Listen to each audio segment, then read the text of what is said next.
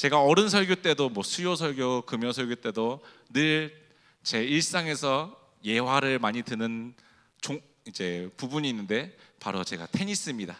제가 인스타를 보신 분들도 알겠지만 일주일에 꽤 여러 번 테니스를 치기 때문에 목회 말고의 제 대부분의 인생은 거의 테니스라고 보시면 되는데요. 이제 테니스를 통해서 저는 참 느끼는 게 많은 것 같아요. 그리고 많은 이제 선배 목사님들도 테니스를 치시는 분들이 많아요. 보통 목회자들은 볼링, 축구, 테니스, 그런 탁구 정도 치는데, 그래서 예화가 되게 좋은 테니스에 대한 예화도 많고 많은 감동이 있는 것 같습니다. 제가 어느 날 이제 저는 단식 1대1 테니스가 아니라 주로 2대2 복식 테니스를 치는데요. 여러분들도 배드민턴을 치는 청년들도 있을 거고 탁구를 치는 청년들도 있는데, 높은 볼을 주면 우리는 어떻게 될까요? 스매시라는 맞아서 되게 불리한 상황에 처해집니다. 근데 어느 날 제가 테니스 치는데 제 같은 파트너가 계속해서 공을 높이 주는 거예요. 그래서 되게 불리한데 왜 계속 저렇게 주지? 이해가 안 되더라고요. 근데 왜인걸? 상대편이 그 높은 쉬운 볼을 못 치더라고요. 왜일까요? 해가 딱 그 공이 봤을 때 위치하는 그 곳에 있어서 그 해의 정중앙에 위치한 그 공을 잘 못 치더라고요. 그분 덕분에 제가 테니스 그 복식 시합에서 손쉽게 이길 수 있었는데요. 이제 멀리서 봤었을 때는, 겉으로 봤을 때는 이렇게 높이 이제 어떻게 보면 아리랑 볼처럼 쉬운 볼을 주면 실패한 것처럼, 되게 실수한 것처럼 보이지만, 제 파트너가 유일하게 그 상황을 제대로 읽었던 사람이었습니다. 우리 눈에도 이러한 삶을 살면서도 우리 눈에는 실패한 것처럼 보여도, 우리 눈에는 실수한 것처럼 보여도 어쩌면 그 사람만이 제대로 그 상황을 이해하고 보고 있을 수도 있다는 생각이 들었어요. 그런 관점으로 오늘 본문을 바라보길 원하는데요. 오늘 본문의 주인공은 누구인가요? 요나이죠. 여러분들은 성경 학교 때부터 이제 초등부, 중등부, 고등부 이렇게 오랫동안 신앙생활 하신 청년들은 요나에 대해서 잘 알 거예요. 요나는 어떠한 사람이었나요? 요나는 선교사의 삶을 살았던 사람이었죠. 하나님이 니느웨로 선교사로 너는 가라 라고 말하고 가서 복음을 전하라고 말했죠. 하지만 그것을 거부한 요나는 어떻게 되었나요? 물고기 배에 갇혀서 3일 동안 이제 갇혀 지냈었습니다. 사랑하는 청년 여러분, 요나는 사실 이 선교 주제로 설교하기는 이제 적합한 인물은 아닌데요. 왜냐하면 요나는 선교지에, 하나님이 보내신 그 선교지에 가기를 싫어했던 사람 중 한 명이었기 때문입니다. 선교지인 니느웨도 요나는 사랑하지 않았었고 하나 마음에 들어하는 것도 없었습니다. 그 하나님의 부르심에 대해서. 하지만 결과적으로 보면 요나서 3장을 보면 요나를 통해서 얻게 된 그 선교의 열매는 엄청납니다. 왜 그랬을까요? 요나를 통해 니느웨가 회개하게 되었고 왕부터 백성들까지 모두가 다 그 요나의 복음을 통해서 그 니느웨라는 땅이 다 주님 앞에 회개함을 무릎 꿇고 나왔기 때문이죠. 그렇다면 여러분들에게 묻습니다. 제가 말한 것만 들어도 요나는 실패한 선교사인가요? 성공한 선교사인가요? 세상적 기준으로, 그리고 결과론적으로만 봐도 요나는 성공한 선교사처럼 보일 수 있습니다. 하지만 성경에서는, 오늘 본문에서는 요나를 그저 단순한 성공한 선교사로 말하지 않았는데요. 왜 그런가요? 요나는 하나님의 일을 했지만 그 하나님의 마음을 온전히 품지 않았던 사람이기 때문입니다. 우리는 요나를 통해 선교의 성공은 결과로만 단정지어서는 안 된다는 것을 이제 오늘 본문을 통해서 깨닫길 소망합니다. 오늘 본문을 이해하기 위해서는 먼저 무엇을 알아야 될까요?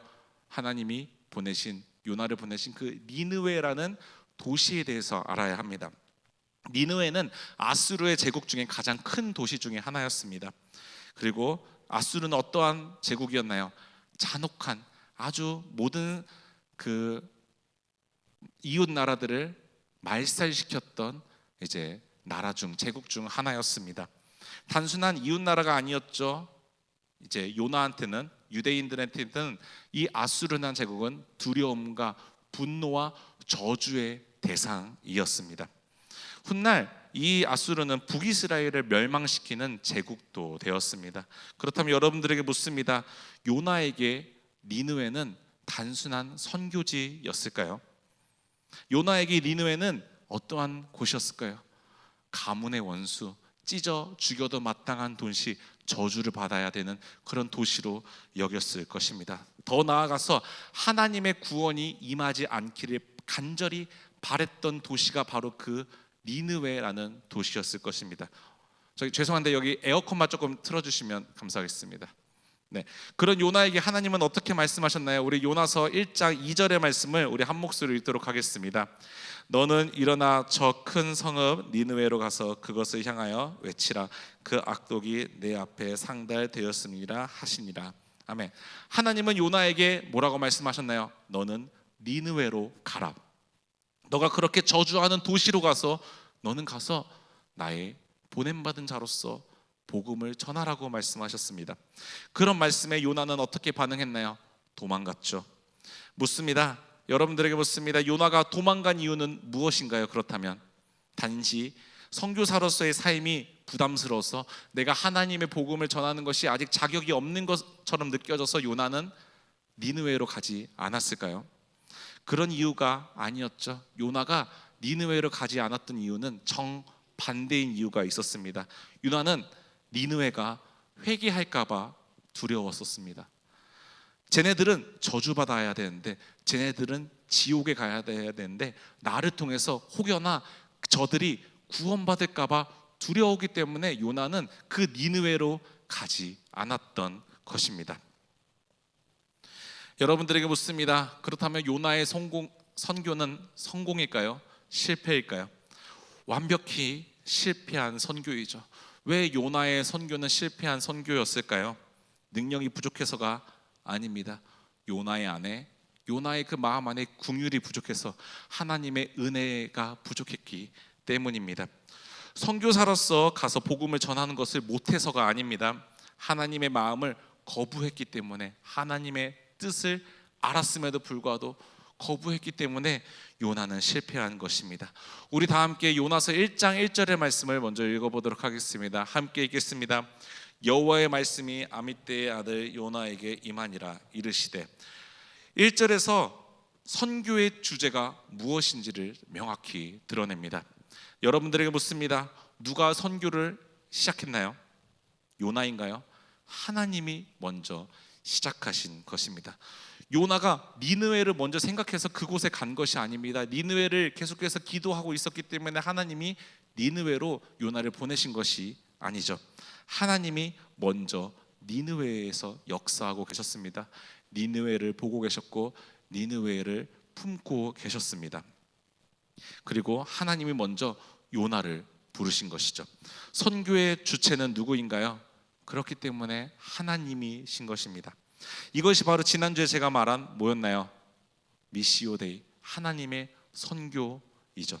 미시오 데이가 제가 뭐라고 말씀드렸나요? 우리가 선교를 시작하는 것이 아니라 이미 그 땅에, 여러분들 가정에, 여러분들 일터에, 여러분들의 삶의 모든 순간에 이미 역사하고 계시는 하나님의 선교에 우리는 그저 동참하는 것이, 그것이 바로 하나님의 선교라는 의미인 것이죠. 하나님은 이미 여러분들 모든 삶 속에 니느웨에 일하고 계십니다. 그리고 하나님이 우리를 그 선교에 동참하도록, 동역하도록 먼저 불러주신 것이죠. 그런 하나님의 부르심에 요나는 어떻게 반응했나요? 우리 다 함께 3절의 말씀을 읽도록 하겠습니다. 함께 읽겠습니다. 그러나 요나가 여호와의 얼굴을 피하려고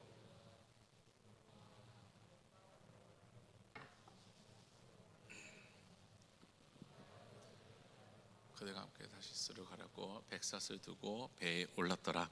아멘. 요나는 니느웨를 피해서 어디로 갔나요? 다시스라는 도시로 갔습니다. 그렇다면 왜 요나는 하필 다시스로 갔을까요? 다시스는 저기 동쪽 끝편에 위치한 마을 도시였어요. 그렇다면 니느웨는 어디에 위치한 도시였을까요? 서쪽에 위치했던 거죠. 이거는 하나님의 뜻의 정반대인 곳에 나는 하나님의 뜻을 철저하게 거부합니다. 나는 하나님이 보내신 그 니느웨를 나는 가기 싫습니다. 그리고 거기서 멈추는 것이 아니라 나는 정반대, 저 동편 끝쪽으로 나는 도망가겠습니다. 그러한 것을 의미하기 때문에 요나는 다시스로 간 것입니다. 그렇다면 요나는 하나님의 마음을 몰랐을까요? 하나님의 말씀도 알았고 능력도 알았습니다. 하나님이 작정하신다면 나를 꺾으시고 선교사로 만드실 거라는 것을 너무나도 잘 알았죠. 심지어 요나는 하나님의 은혜와 자비도 경험한 자였습니다. 하지만 내가 받은 은혜와 사랑을 니느웨에는 절대 나눠주고 싶지 않았던 것이었죠. 나만 간직하고 싶었던 그 하나님의 은혜였던 것이었습니다. 말씀을 아는데 하나님의 뜻과 시선의 정반대인 방향으로 간 것이죠. 사랑하는 청년 여러분, 이 요나의 모습을 통해 우리는 가장 위험한 그리스도인의 모습이 무엇인지를 알 수 있습니다. 말씀을 아는데 순종하지 않은 것이 가장 위험한 신앙인의 상태입니다. 누구보다 하나님에 대해서 경험이 많고 누구보다 하나님이 세상으로 가라는 것을 아는데도 그럼에도 불구하고 끝까지 그 세상 속으로 가지 않는 것을 넘어서 정반대인 곳으로 가는 것, 그것이 정말 그리스도인 신앙인으로서 가장 위험한 상태입니다. 예수님이 사랑하고 복음을 전하라고 말하는 것도 아는데 우리의 마음의 방향은 정반대로 가고 있지는 않나요? 하나님이 사랑하는 사람인데 정작 나는 사랑하지 못하는 마음을 가지고 하나님이 누구보다 이 사랑을 품고 싶어 하고 있는데 정작 나는 품지 못하고, 하나님이 품으시는 공동체를 나는 품지 못하고 정죄하고 있지는 않은가요? 이것이 바로 요나의 모습이었습니다. 그렇다면 여러분들에게 묻습니다. 여러분들의 마음은, 여러분들의 신앙 상태는 요나와 다른가요? 우리에게도 그러한 요나의 모습은 한두 가지는 가지고 있을 겁니다. 한 가지면 다행이죠. 두 가지면 다행이죠. 우리에게는 수많은 요나의 모습을 가지고 있습니다. 우리에게도 도망가고 싶은 니느웨가 있습니다. 내가 피하고 싶은 사람, 내가 피하고 싶은 삶의 자리, 내가 복음을 전하고 싶지 않은 그러한 가족들, 그러한 곳이 있죠. 그곳이 여러분의 니느웨입니다. 그리고 하나님은 여러분의 니느웨에서 여러분들을 계속해서 부르시고 계시죠. 너는 니느웨로 가라. 여러분들은 그러면 그런 하나님의 부르심에 어떻게 응하고 계신가요? 오늘 설교 제목은 실패한 선교입니다. 마지막 오늘 선교 주제에 관련된 설교인데요.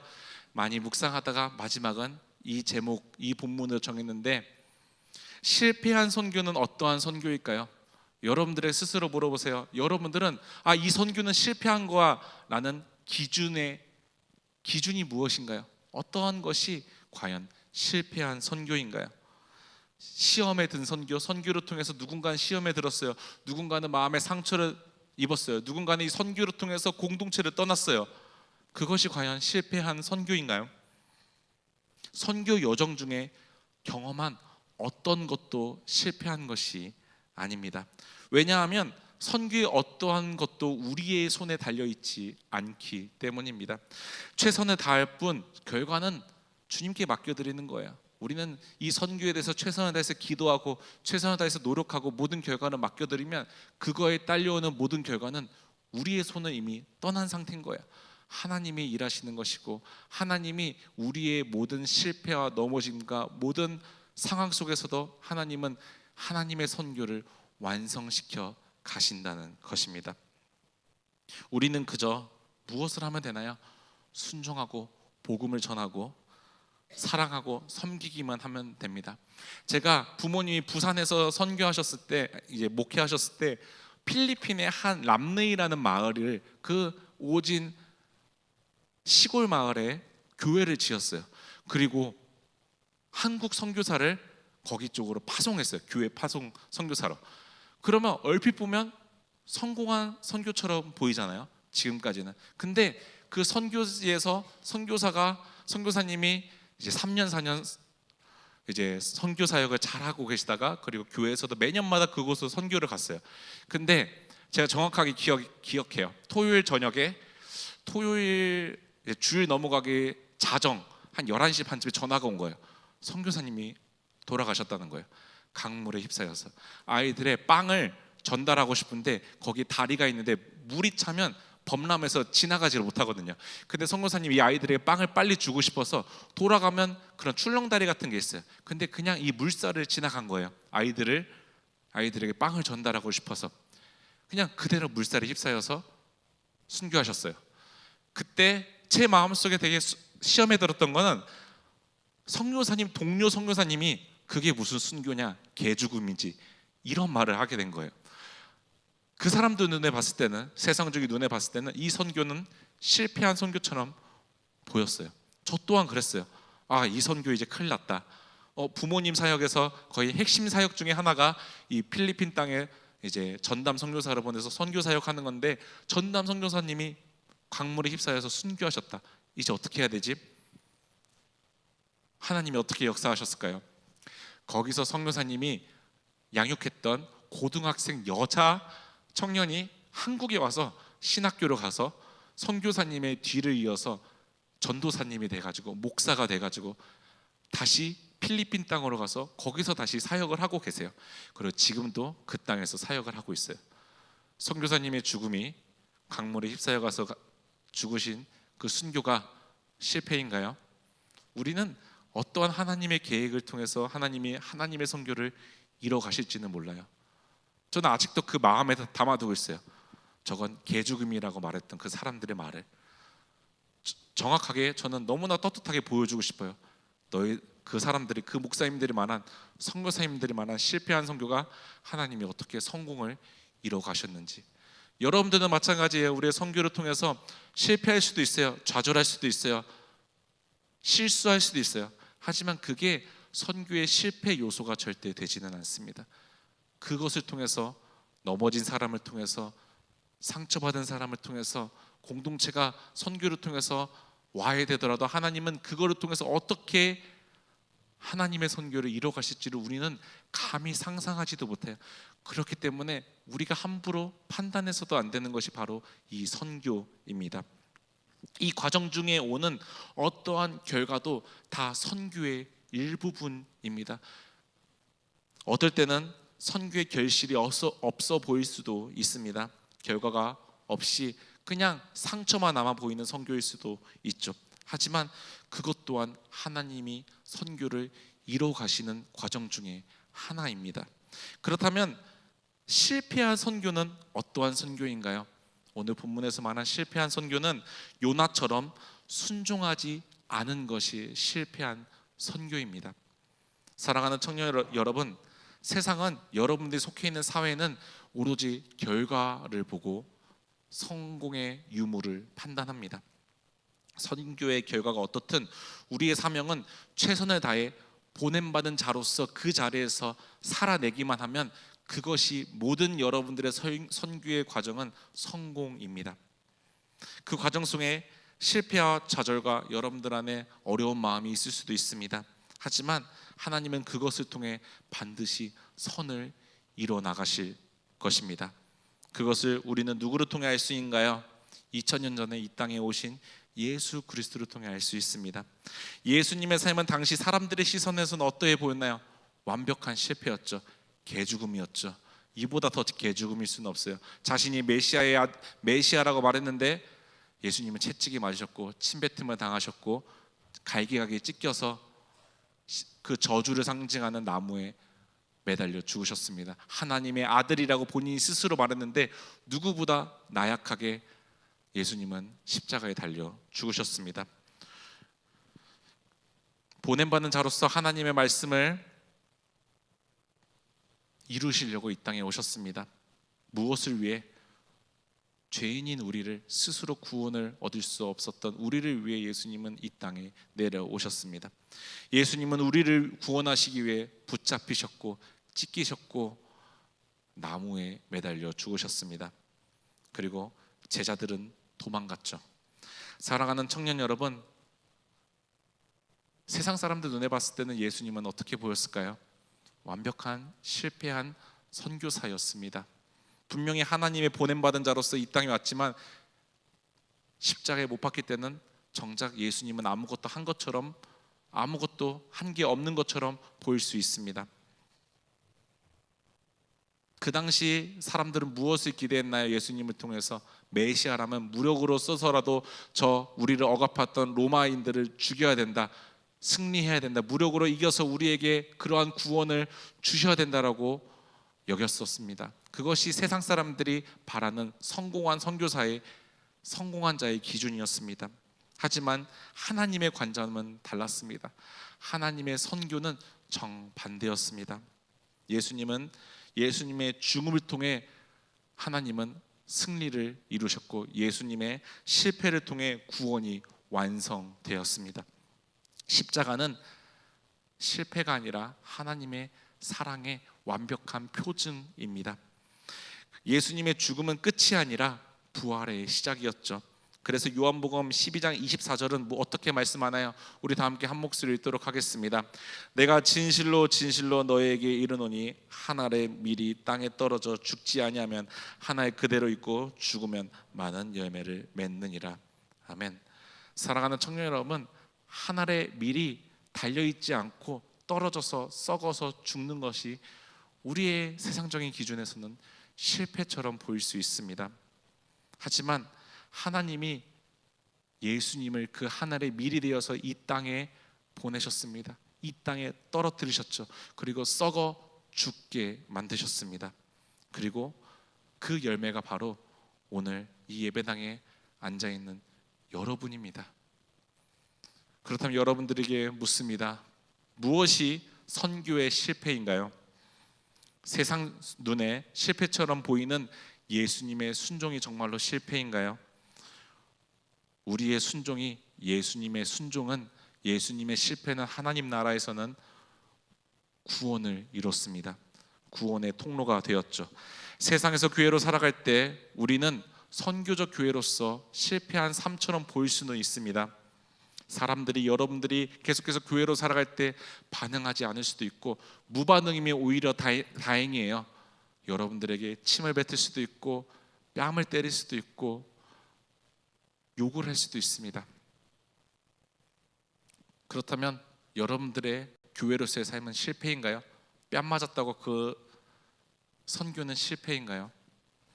계획대로 되지 않을 수도 있습니다. 오해받을 수도 있죠.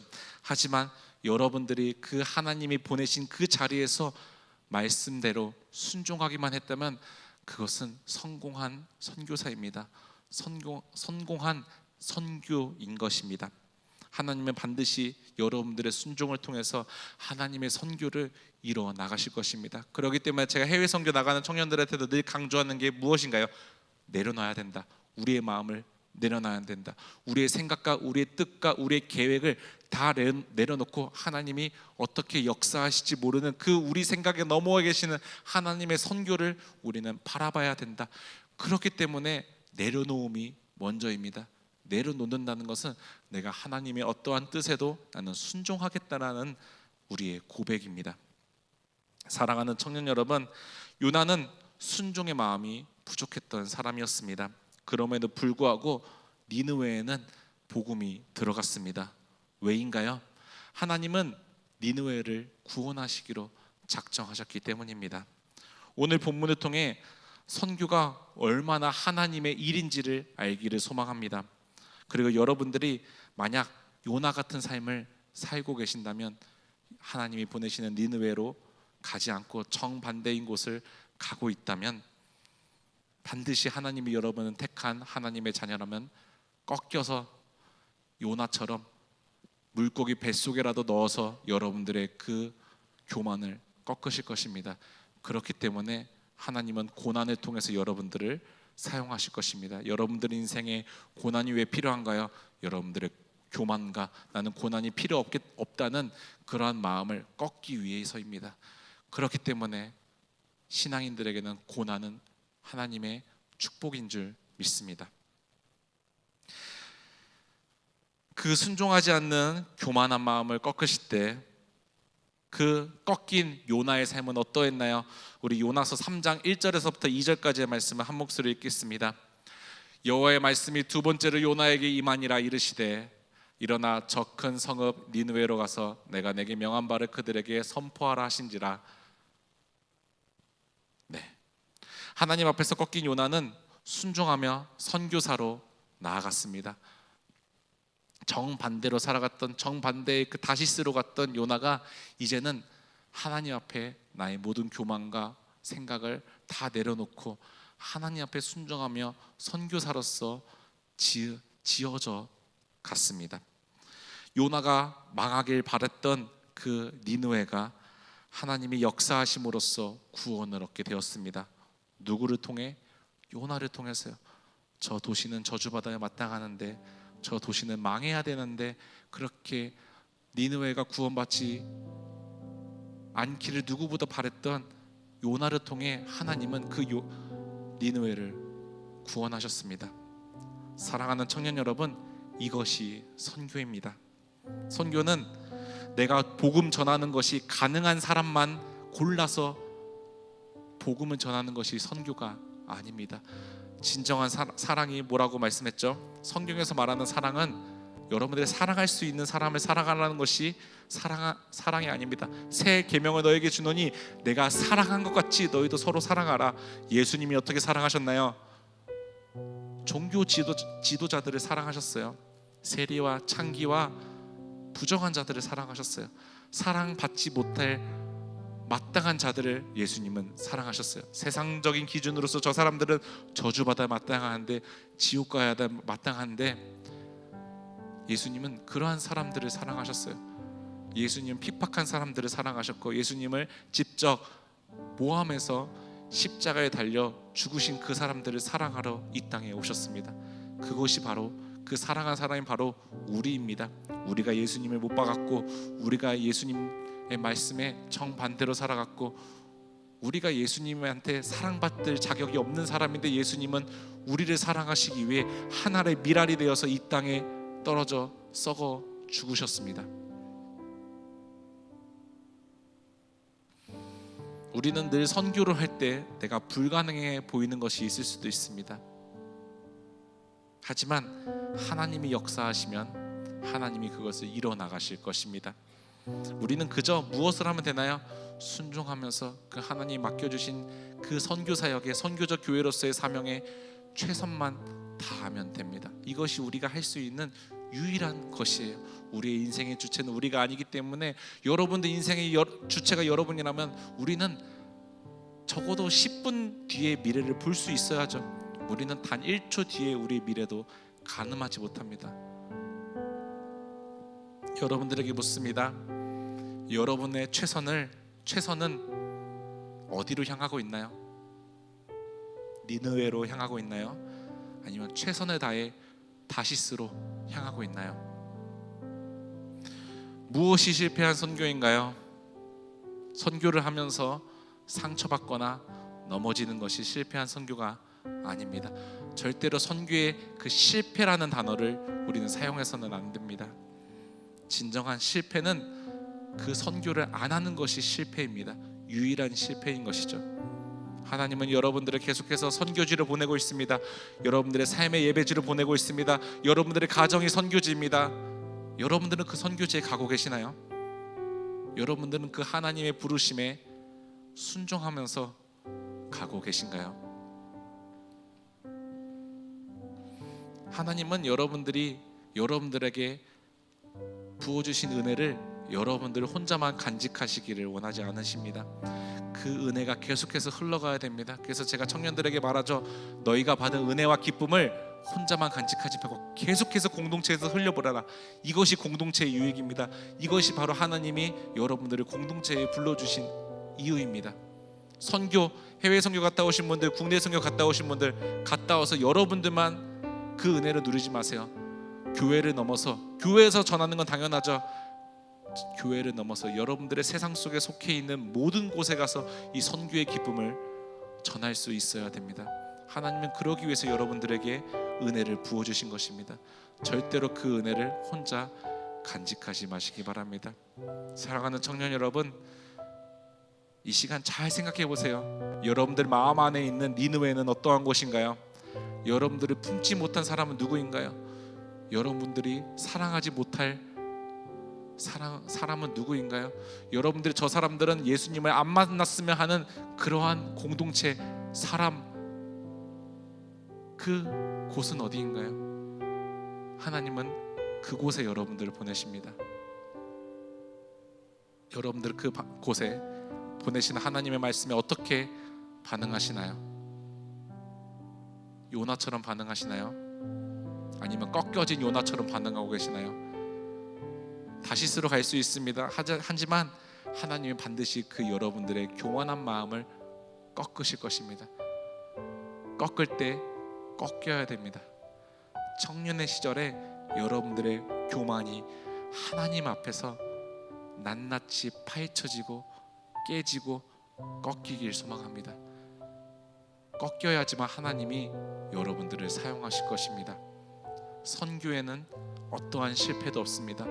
선교의 실패는 안 하는 것만이 실패입니다. 여러분들 삶에서도 오늘 예배당에 나가서 여러분들 삶의 예배가 시작되면 여러분들 선교가 시작됩니다. 하나님은 여러분들의 니느웨로 부르십니다. 그곳에서 열심히 교회로서 살아가는, 실패하더라도 그것을 통해서 여러분들이 그 하나님 말씀에 순종했으면 여러분들의 선교는 성공입니다. 그리고 여러분들의 선교를 통해서 하나님은 하나님의 선교를 만들어 가실 것입니다. 그 선교에 이번 한 주도 동역하며 동참하는 저와 여러분 모두가 되기를 간절히 소망합니다. 이 시간 함께 말씀을 기억하며 찬양하며 나아가기 원합니다.